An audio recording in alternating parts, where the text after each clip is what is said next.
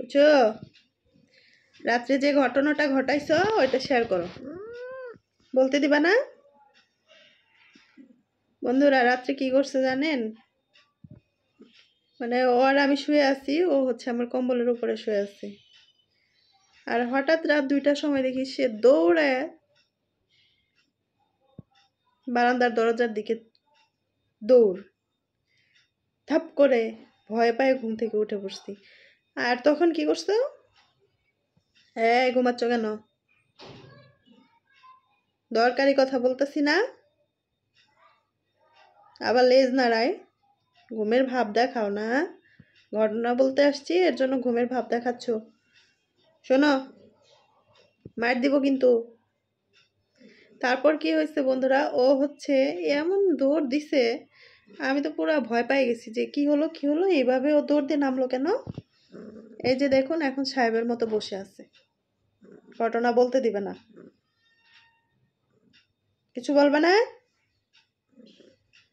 পরে হয়েছে কি, ও হচ্ছে মানে বাড়ির একটা বিড়াল আসছে বারান্দা দিয়ে। সে বারান্দার দরজায় কিভাবে যে বুঝছে যে বিড়াল আসছে, ঘুমের ভিতর থেকে হচ্ছে লাফ দিয়ে উঠছে, বিছানা থেকে নামছে। মানে এত তার কান সজাগ, এত দুষ্ট। তারপর হয়েছে কি,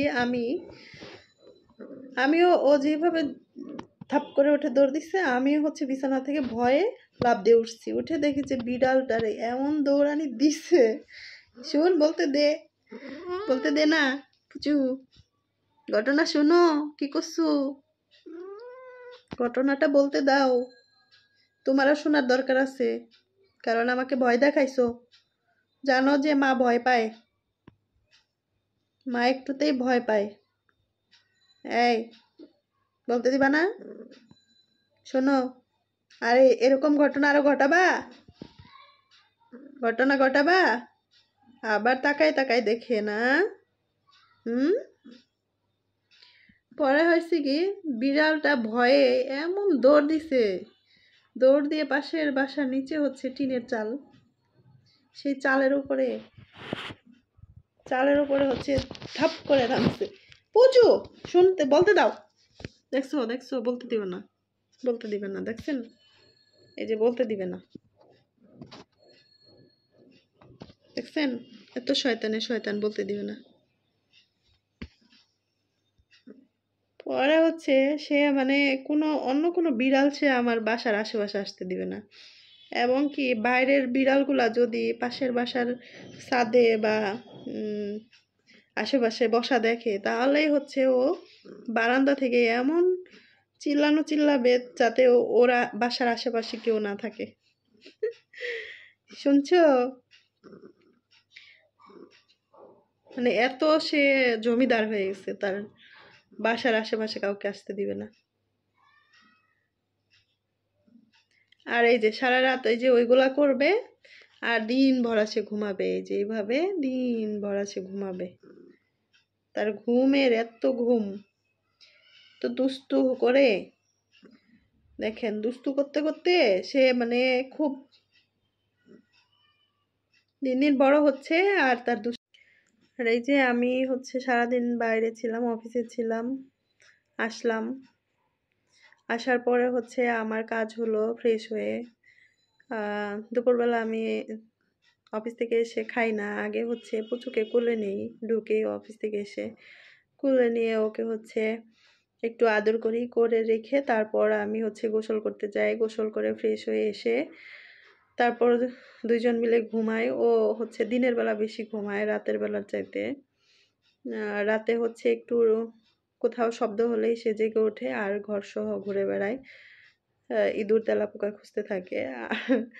আমি হচ্ছে এই যে অফিস থেকে আসার পর আমার সাথে ঘুমাবে, আমি মাঝে মধ্যে মন চাই যে ওকে এইভাবে কোলে নিয়ে ঘুমাই, আর ও হচ্ছে আমার কোলে এভাবে ঘুমাতে পছন্দ করে,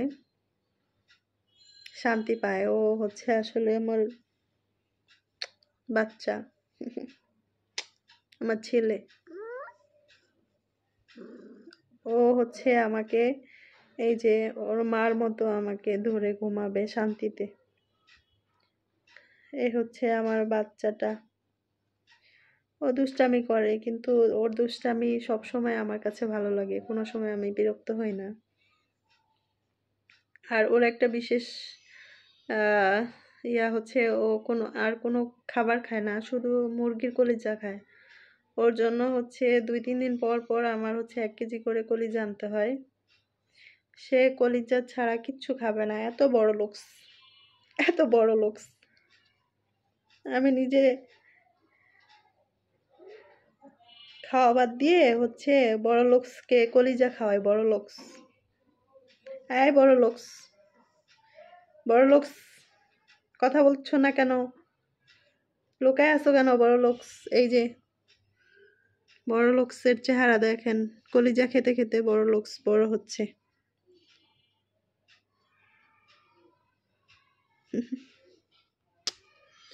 সবাই আমার পুচুর জন্য দোয়া করবেন, আর আমাদের জন্য দোয়া করবেন।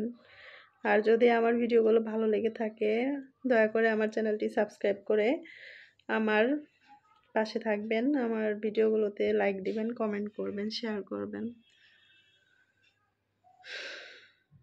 এই বড় লোকস, বাই বাই দিয়ে দাও দর্শকদের। আল্লাহ হাফেজ বলো, আল্লাহ হাফেজ বলো। লুকায় থাকলে হবে না, তোমার দুষ্টামির সব খবরাখবর আমি আমার বন্ধুদের দিয়ে দিচ্ছি। তোমার তোমার দুষ্টামি সব জনগণের সামনে প্রকাশ করে দিচ্ছি, তোমার শয়তানি। এই যে দেখছুন, বড়লোকস বাবা চেকা খেয়ে আছে। এই দেখুন অবস্থাটা। ঘুমে চোখে দেখে না, ঘুমে চোখে দেখে না, কিন্তু ওর লেজ সারাক্ষণ নড়তে থাকে। তাহলে ঘুমায় কেমনে আমি এটাই বুঝি না। বাবা, বাবা, বাবা, বাবা। তো সবাই ভালো থাকবেন। সবাইকে অসংখ্য ধন্যবাদ ভিডিও দেখার জন্য।